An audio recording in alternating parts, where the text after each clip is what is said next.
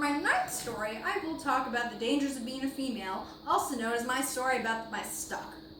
Now, it was a year ago, and I was coming home from a party with two of my roommates.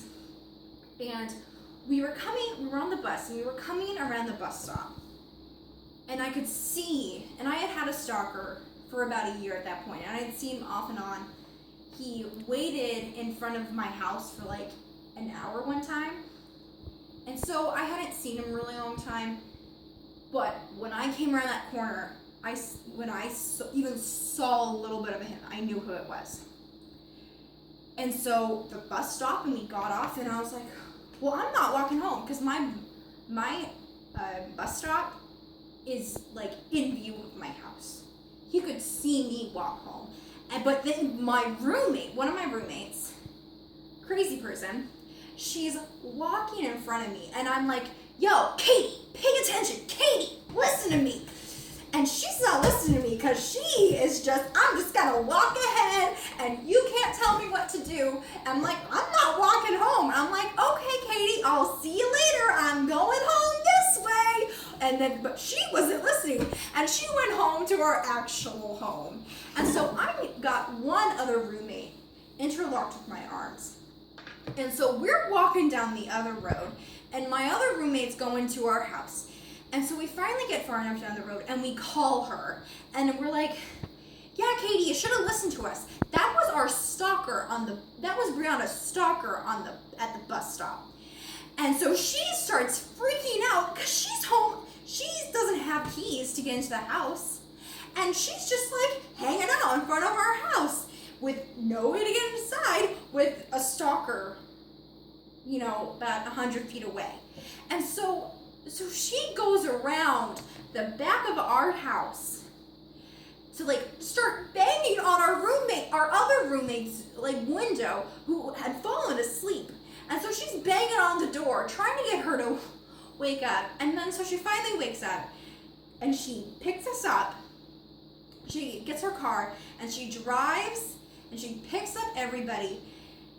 But when I'm with my other roommate, she starts freaking out because there's a stalker.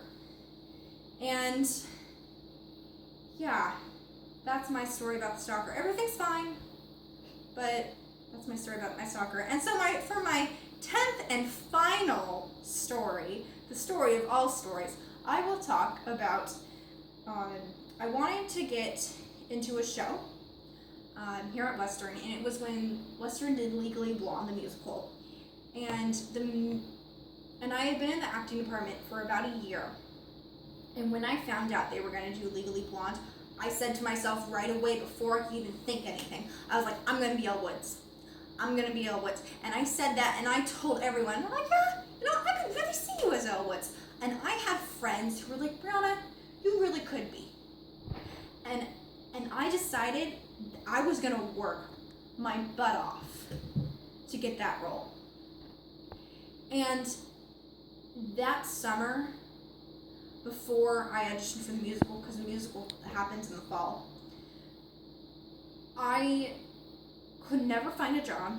It took me forever to find a job. It wasn't until the very last month of summer that I could find a job, and I literally ran out of money. I spent the last amount of money I had on voice lessons.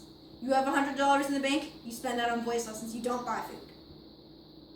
And I did all this, and I was home alone, and I had to try to clean a whole entire apartment by myself to get back a deposit, because my other roommates were helping me. I had all this, and then all this stuff led to me essentially having a meltdown. I had to go to the doctors to get anti-anxiety meds and depression meds, because after that whole summer of wanting something so bad and working and allowing yourself to go crazy to have something, just so you can have that one thing you really wanted.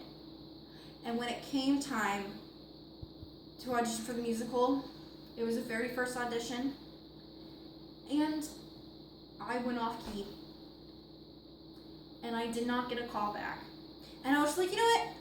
He really likes me. he probably just didn't call me back because he knows he's gonna put me. He knows he's gonna put me in the show. I'll be fine. And I go, and so that Monday after the audition, I go to look at the theater board, and there is nothing worse than looking at a list for a cast, and you keep looking for your name, and you keep looking for it. You're just like, I think I missed it. It's probably there. I just keep missing it, and it's not there. And I broke down, and I sobbed in the bathroom for a good probably like 30 minutes of just straight sobbing. And I had to go to class after that. And it wasn't probably till about halfway through winter quarter when this happened in fall quarter that I was okay with wanting something so bad and it didn't work out.